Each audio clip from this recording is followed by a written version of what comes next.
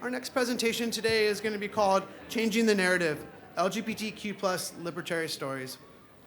Our presenters are Deborah Buttitta, Sarah Lee Abnos, and Daniel Shaw. Deborah is a professor in the Educational Psychology and Counseling Department of California State University, Northridge, and a licensed marriage and family therapist in practice in the SFV. Her research and writing activities center on the impact of generational context, socialization, and the socio-political climate on LGBTQ plus identity. Her most recent project focuses on using community engagement as an impactful tool to create affirming spaces for LGBTQ plus youth. Sarah Lee and Daniel are both third-year graduate students in the MFT program at CSUN and MFT trainees at the Strength United. Both have served as research assistants and student scholars on Dr. Buttitta's community engagement project, LGBTQ plus Libertary Stories at CSUN. Please welcome Deborah, Sarah Lee, and Daniel to the stage.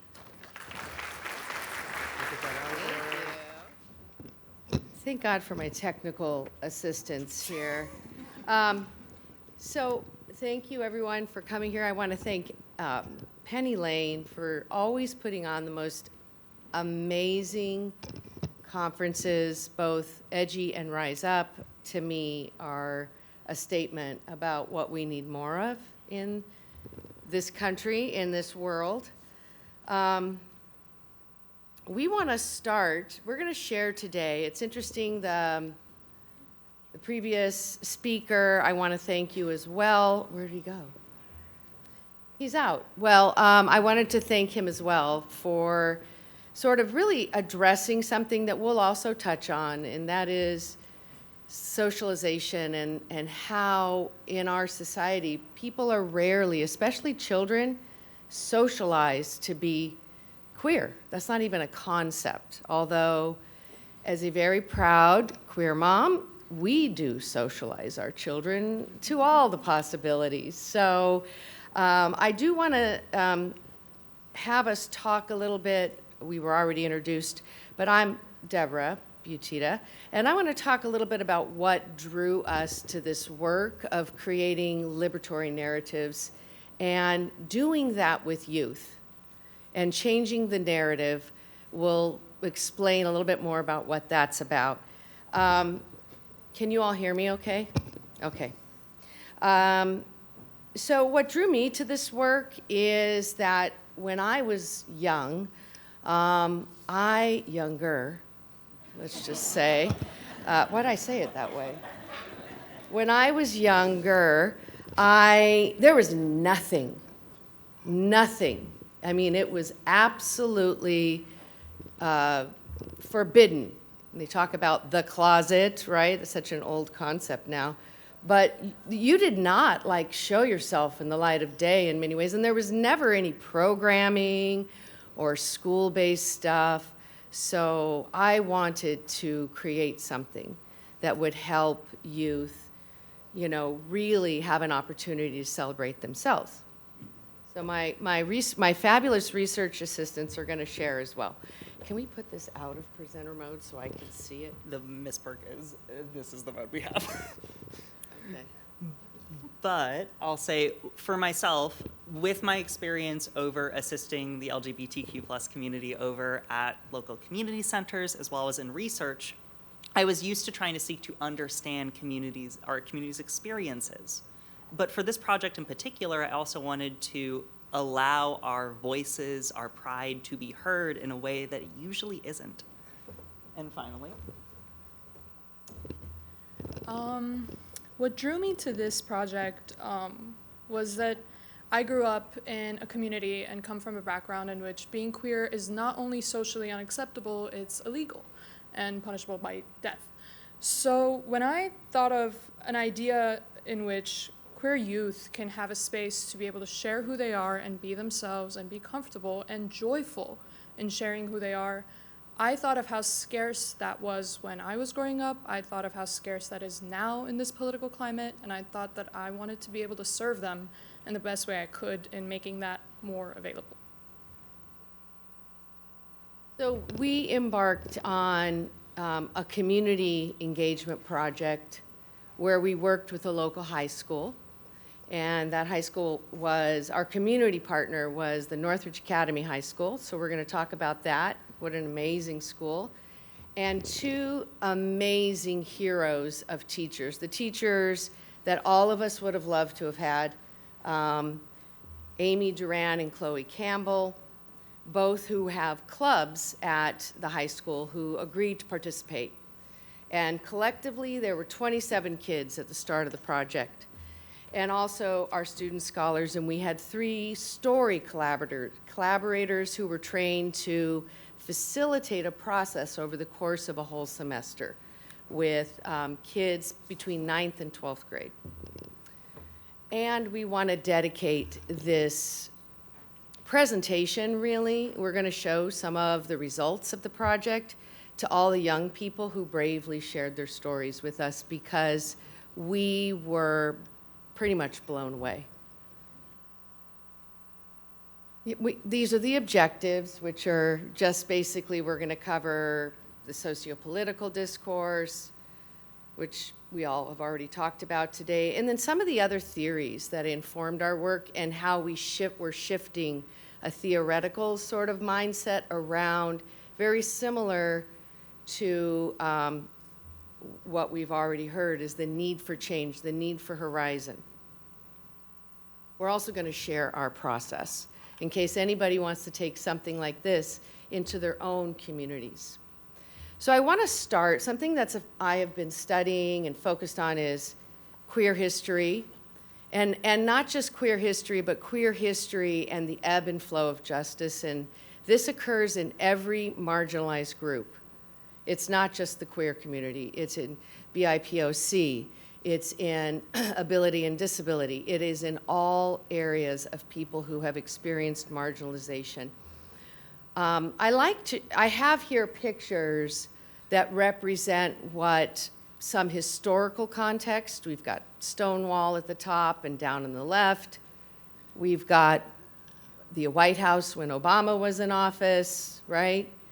Which we're not seeing things like that right now. And then we have these generations, Gen Z and Gen A, the youngest, most recent generations that we are focusing on, at least in our work right now, and what they are experiencing, what they are seeing. And in my lifetime, I just started by saying we didn't have anything. This is horrible. This is worse than I could have ever imagined. And I don't know how these kids are continuing to show up, and yet they are. And that in and of itself to me is amazing. So another thing that I like to show, and I don't know if everybody can see this, but just very quickly, I've shown this, I have 2 former students here who are laughing because they've seen this before in my class. But I like to track what are moments of liberation and pride and moments of backlash. So on the top are all the moments over the course of history that represent courage, bravery, as you mentioned, like taking a stand. And on the bottom are all of the very dramatic moments of backlash, hate, violence, legislation. And we get now to where we are, the era of these young adults, young adults and adolescents. And I had to stretch out 2025, if you can see, and there's not a lot on the top right now. And just that right now. So if you just think of yourselves, going back, where were you when you were coming of age? Coming into awareness of your identity, what was happening in the social context around you, which we fail to often address sometimes. We're looking just at the individual, and we want to look at the broader context and pay attention. We know all of these things are what influence identity transformation or identity pride.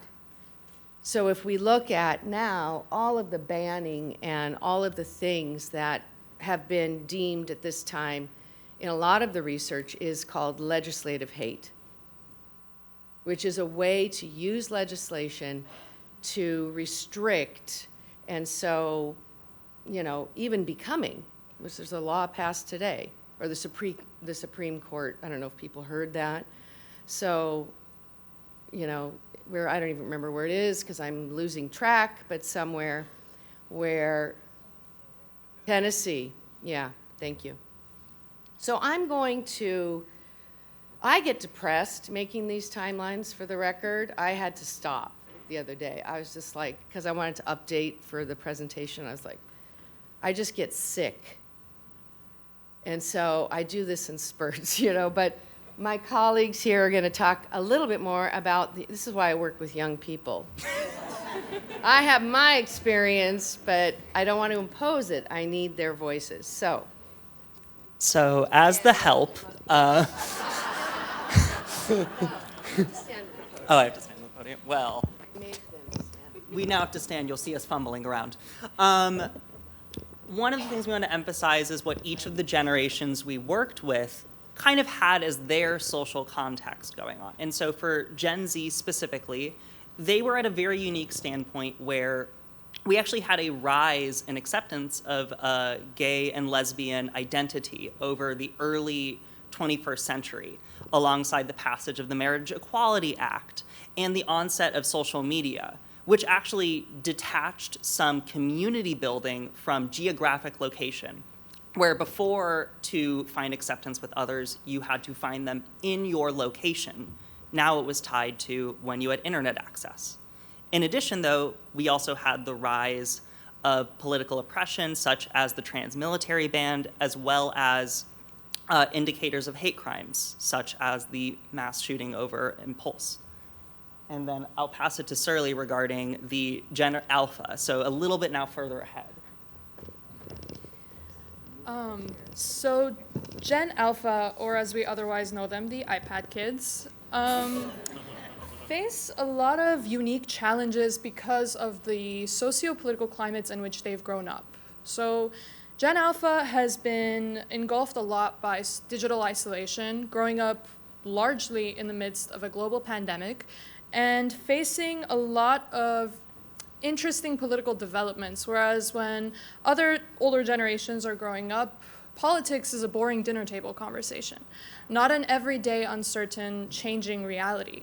So for a lot of these participants that we had, who make up the oldest of Gen Alpha, it was a situation in which they had the language, because of the way we've progressed as a society language-wise, to describe themselves, but not exactly the socio-political culture or the opportunity to express themselves. So despite having a very deep awareness of who they are. So that was a very unique challenge that came with Gen Alpha.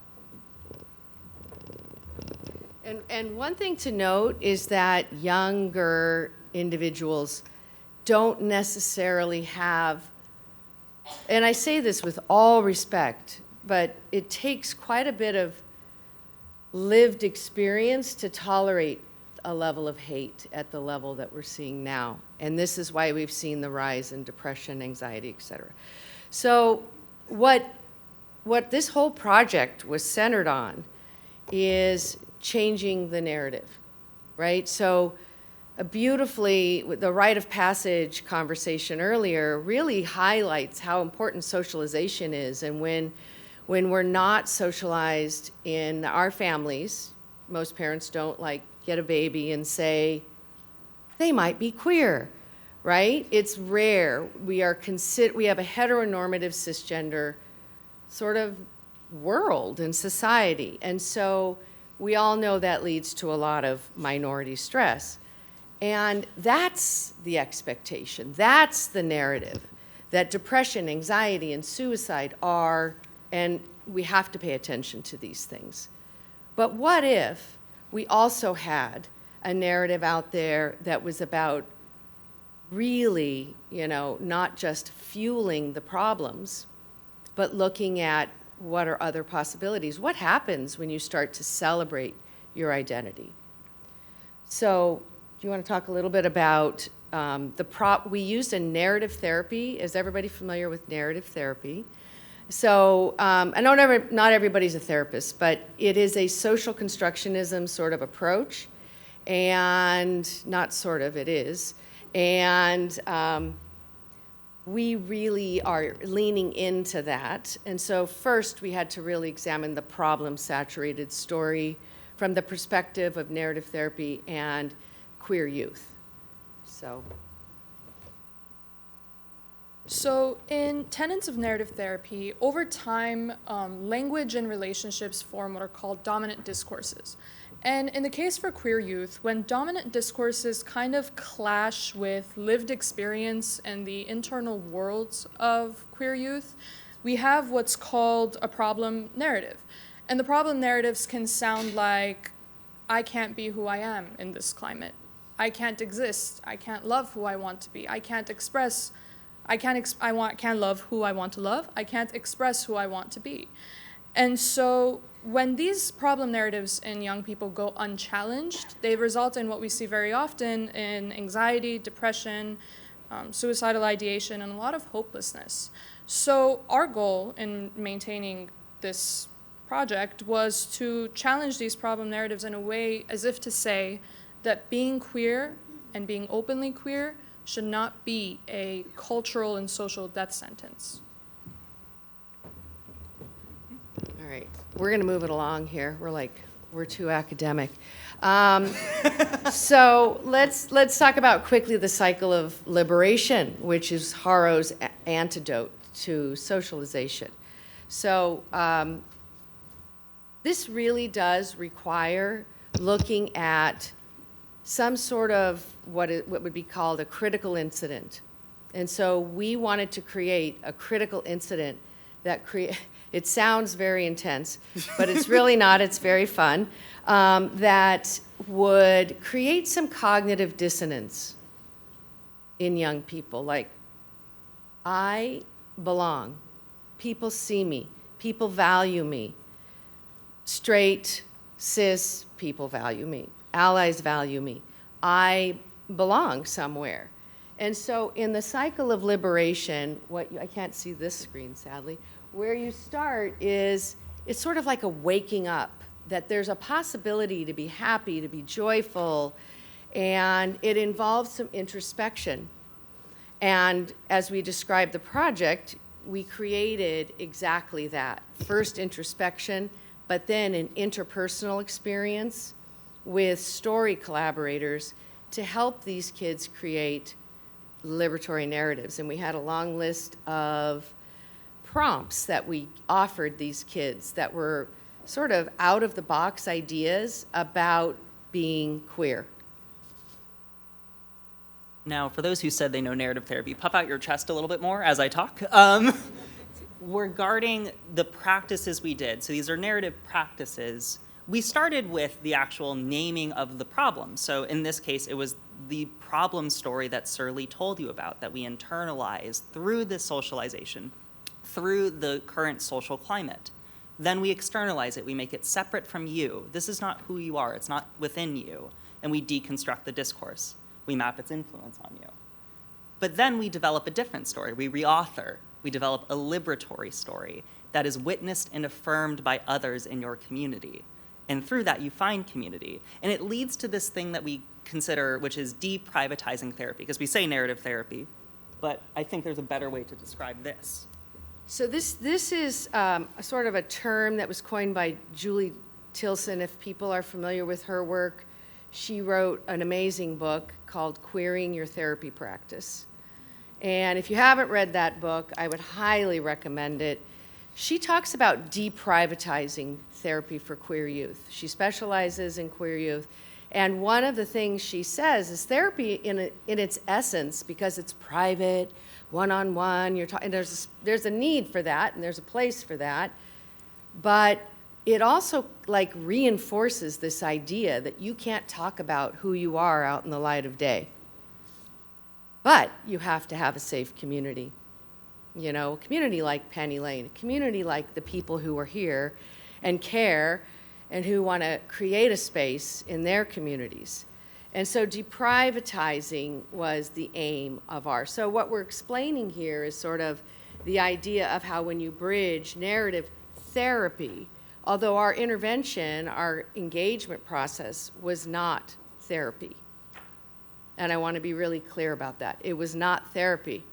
It was a writing activity. It was a creative activity. And so a lot of that top part of narrative therapy was not involved in the project.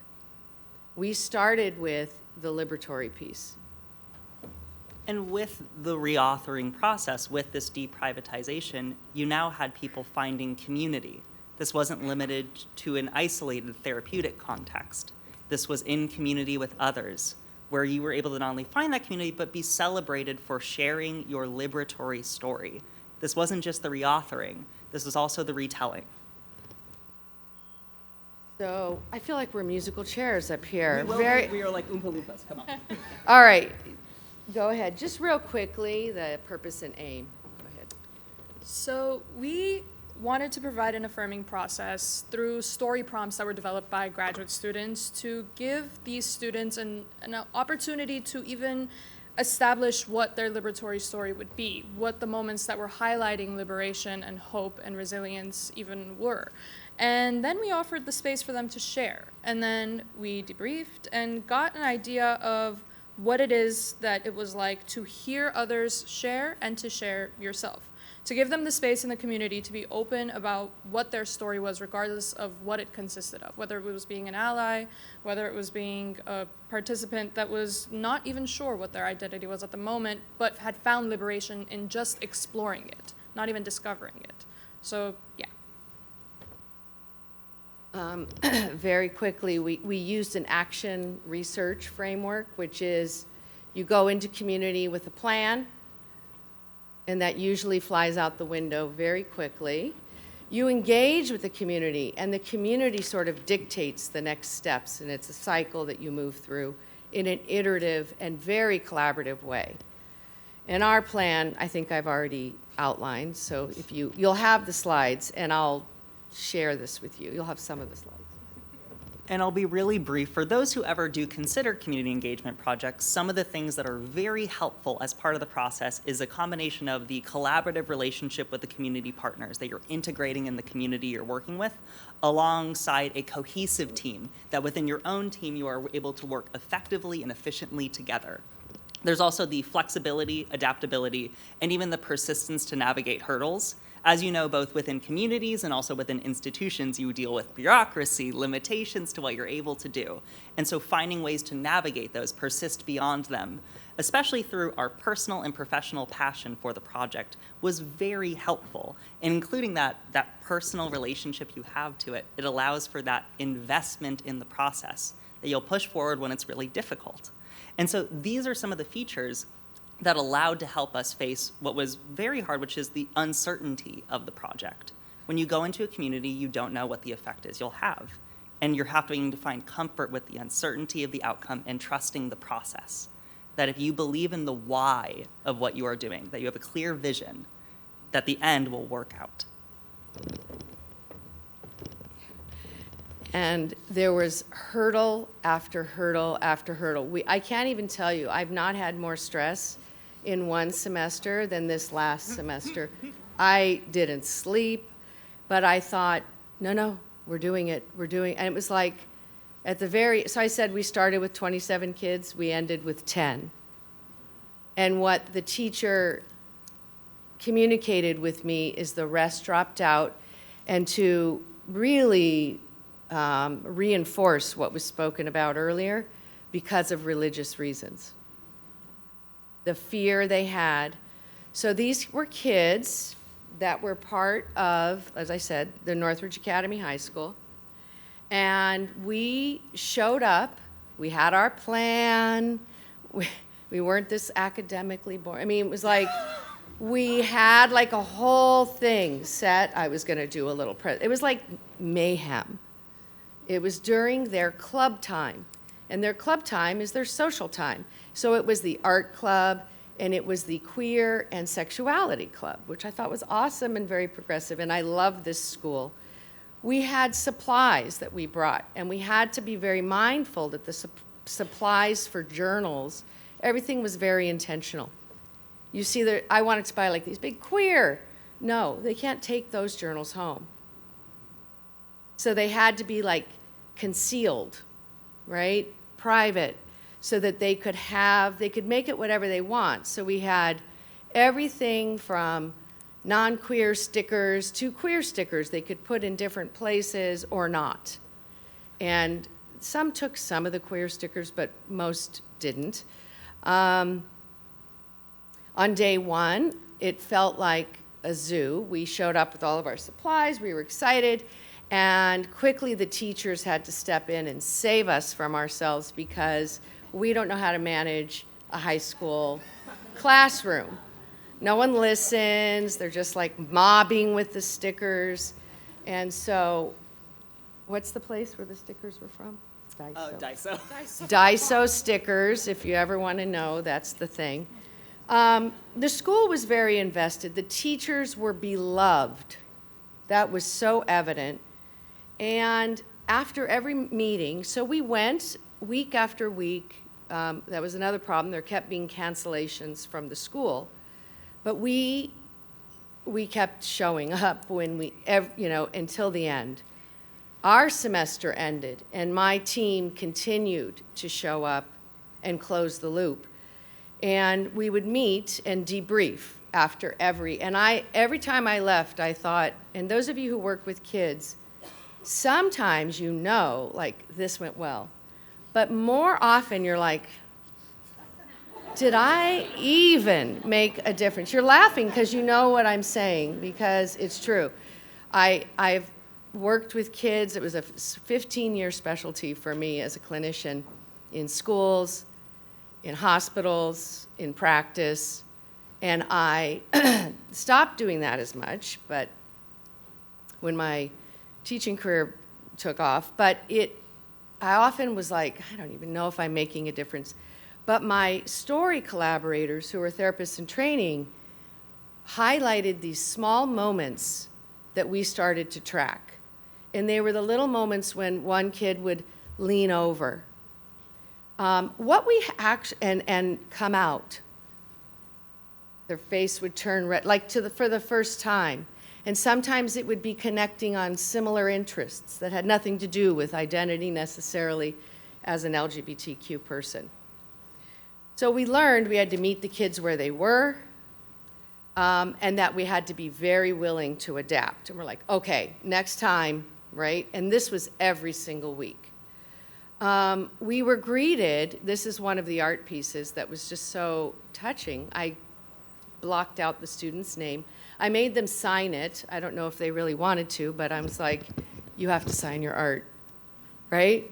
You need to own this. That's me pushing my agenda, I'm sure. But they did, and we were greeted the very first day with this piece of art welcoming us. They were so excited we were coming. And this is a school that celebrates everything, Black history, every cultural event. They do a big thing with art. The walls are covered in the halls. It's absolutely amazing. And then we had this culminating event.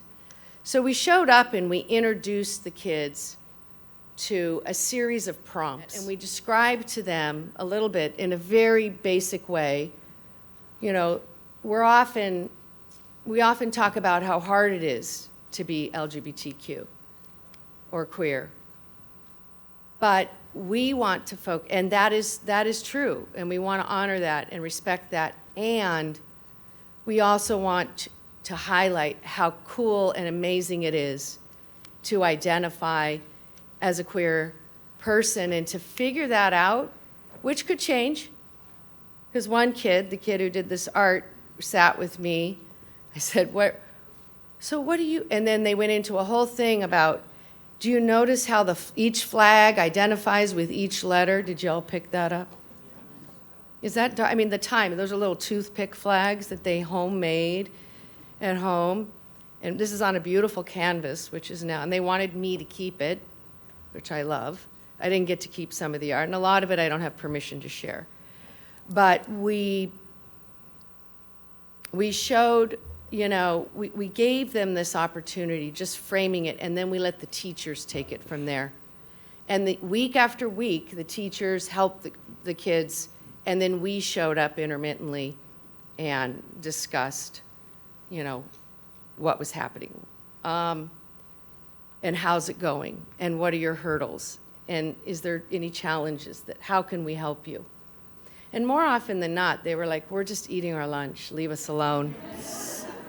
So we were like, but you know, us showing up, I think mattered. At the end, this is part of the project too, there has to be a culminating event that celebrates. Now, we had initially decided to do, this whole project was designed for college-age students at Cal State Northridge, which unfortunately didn't transpire, which we had this co-occurring project with the high school, so that's where we leaned into. We had to modify quite a bit for younger age group. A lot of the kids were 9th grade, but some of them were 12th grade, ready to graduate. So I said, who's coming next week to our party? And they said, they all stare at me. And I said, they're like, why are we doing this? And I said, we want to celebrate you and your identity. We want to celebrate you. And so there was an art showing. Some of the kids created art, amazing pieces of art that I wish I had permission to show. Others created movies. I have permission to show one film. Others wrote stories, and we sat in circles in small groups, and we talked about, they read their stories. And my students shared, and I brought my art about my journey and talked about my dreams and my hopes of all the things that have actually happened in my life. But when I made those paintings, they were just dreams. And you know, they liked hearing these things. They were just like, and then we ate pizza, we had candy, and we had a craft, and I have a story about the craft. So in this whole thing, I was still kind of, they were coming out of their shell. And we made pride wands, which is this cool thing, which I forgot to bring and show you. But I was leaning over with this very quiet kid who never gave me the time of day, and I said, I love making a craft. And this kid goes, gays love a craft. And this is a kid who never spoke and just stared at me. And this is the kid who really, so you're going to come up and share. My students are going to share because they did the prompts. Just a clip of their stories.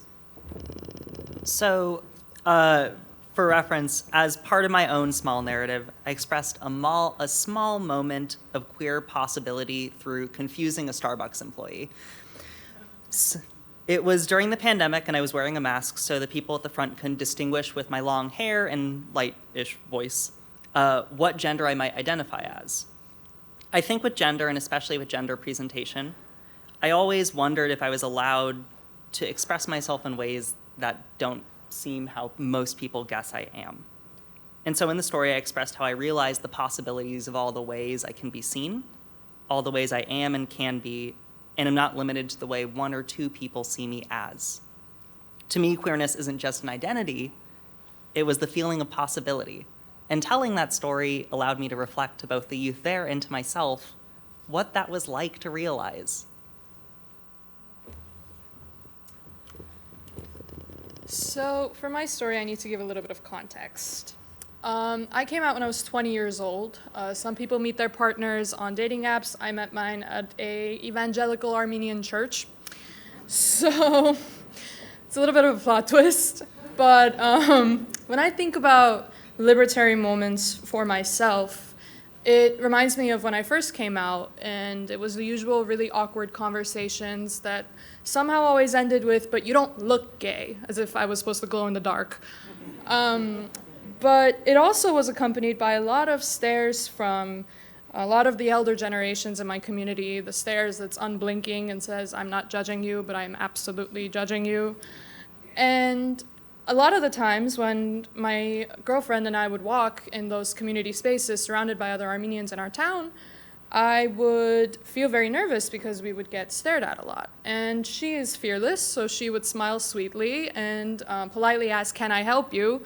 To which I would die inside and say, "Please, this is not the time for a confrontation. I'm sweating in front of a kebab stand." But I remember a distinct moment about 2 years ago when we were walking and the usual stares came. It was from an older Armenian grandma. And I looked over, and just as she was about to say something, I just leaned over and I kissed her cheek. And she was surprised, and I was surprised, and I felt brave. And it wasn't a big rainbow spotlight or a huge announcement, but it was a moment where I didn't feel like I needed to shrink. And it was a moment that I felt like, okay, just for right now even, I maybe don't need to hide today. And so, yeah, later on, moments like that came more and more often, but I think that was the start of my liberatory story. And tell them what happened at the culminating. Oh, thank you. At the culminating event, we kind of shared our stories first to give the students an opportunity to warm up to the process because they were very shy at first. And after having shared that story, later on, the same student who said that crafts are gay came up to me and kind of like came up to me very urgently and said, "I'm Armenian," and then looked over to his partner and said, "We're Armenian." And so that was a giant heartwarming moment that I still think about at least 5 times a day. But it was a thing where it was a similarity that he noticed and he wanted to bring up. And same student who was very quiet before, very reluctant to share, was excited to have found someone that shared that identity with him, shared both identities with him in some ways, and could coexist with both.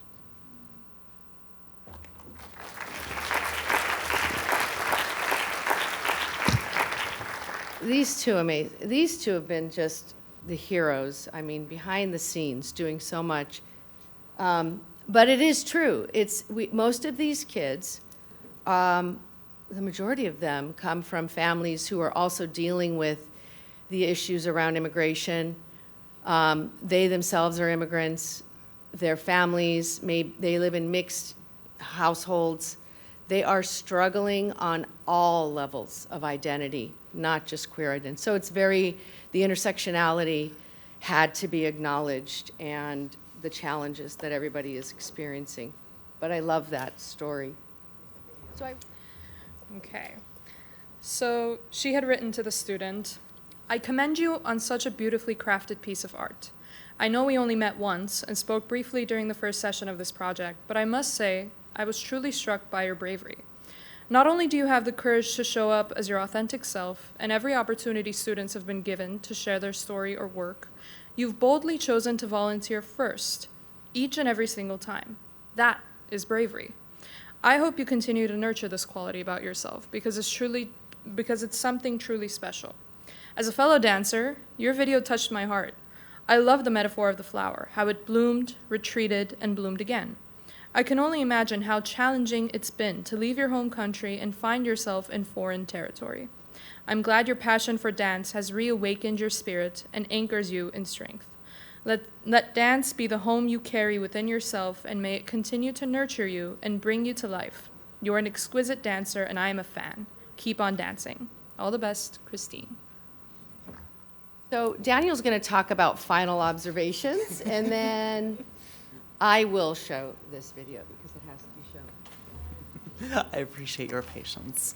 Regarding the benefits of the project, so we wanted to talk about some of the takeaways we had through this whole process that you guys have heard us describe. One of which was, in the youth, we saw a solidification of like an integrated identity.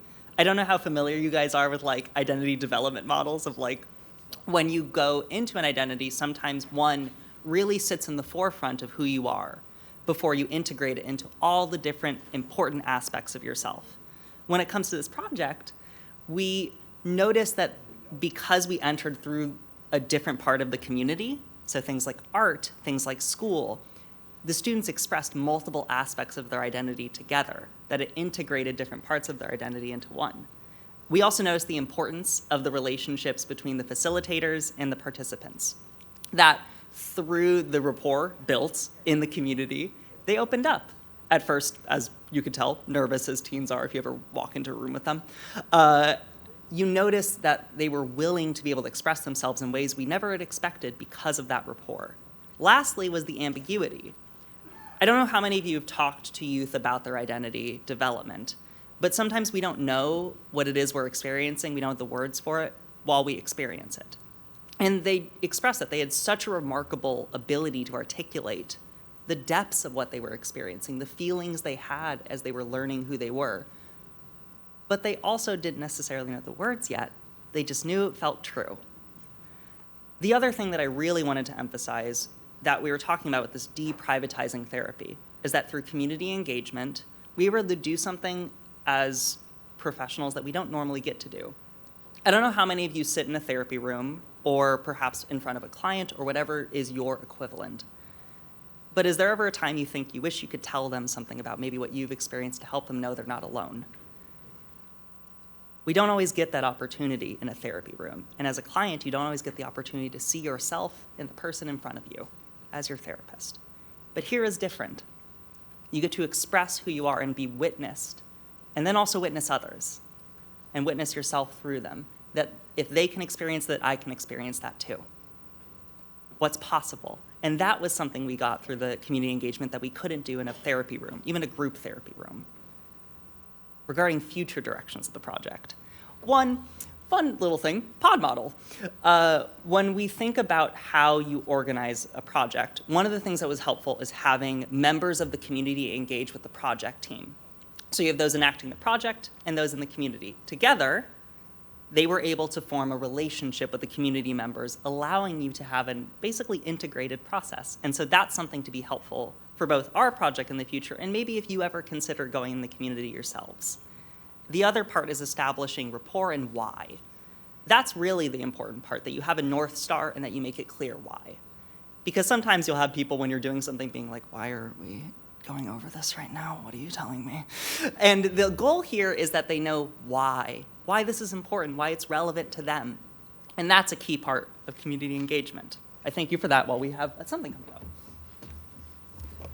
Oh my gosh, what a stress that was. Okay, while we're working to get the video here, we thought we would share with you a couple of our prompts and just invite you to reflect very fast 3-minute brief writing or just thinking. I don't know if folks have like just a piece of paper to jot down. So these were 3 of the, I think there were 12 or 15 prompts that we had. In what ways does identifying as LGBTQ give you a unique strength or superpower in the world?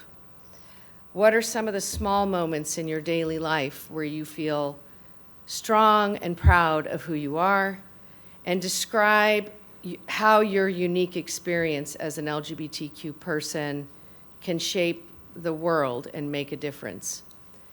So they were focusing suddenly on everything great about being queer and how that's helped them and what it's done on the positive end.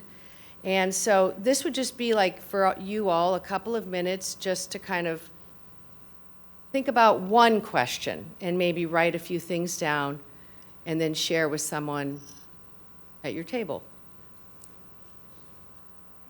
I know we really are out of time, so I wanted to ask if there were any quick questions or any questions or comments.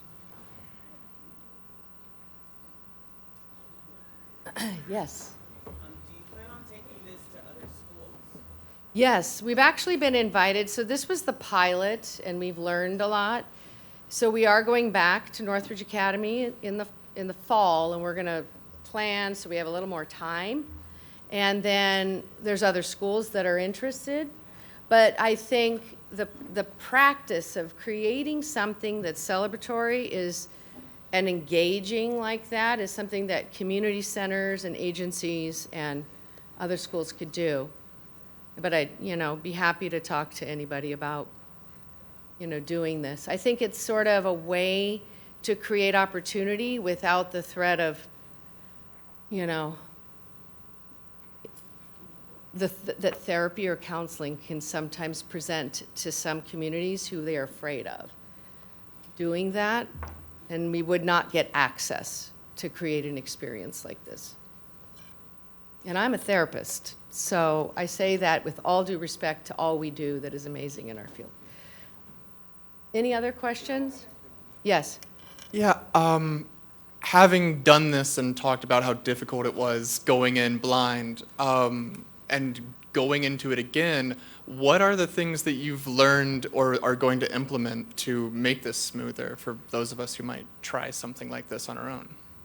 Keep it simple and be very adaptable. Like even up to the 10 minutes before our culminating event, when I'm driving up with 10 pizzas and I'm like, I don't know. It was totally, if you build it, they will come, that kind of saying, which is funny, but it's true.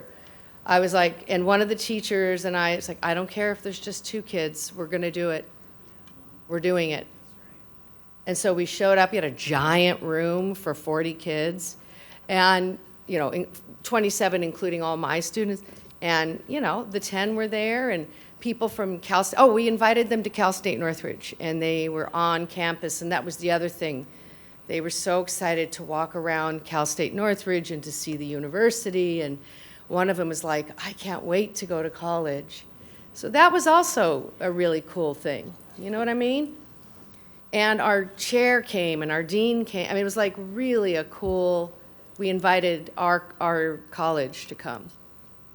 Those kids felt very celebrated.